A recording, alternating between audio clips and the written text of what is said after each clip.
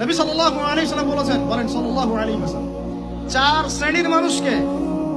শ্রেণীর মানুষকে আমি সমানভাবে অভিশাপ করে গেলাম। আমার সাথে বলেন তো কি বললাম, আরো জোরে বলেন। চার শ্রেণীর মানুষকে আমি সমানভাবে অভিশাপ করে গেলাম। এক, যে ব্যক্তি সুদ খায়,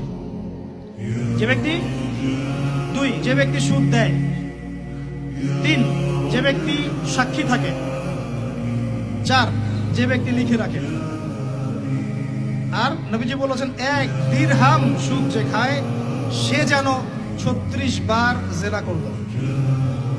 এখন বলেন, আপনি সারা জীবন পড়াশোনা করে যে জবটার পিছনে ছুটছেন, আপনার জবটা এর মধ্যে পড়ে কিনা? আমি কি বুঝাতে পারলাম? এরপরেও যদি না বোঝেন, আর কিচ্ছু বলার নেই। ছোট্ট একটা হালাল ব্যবসা করেন, ছোট্ট একটা হালাল কৃষিকাজ করেন।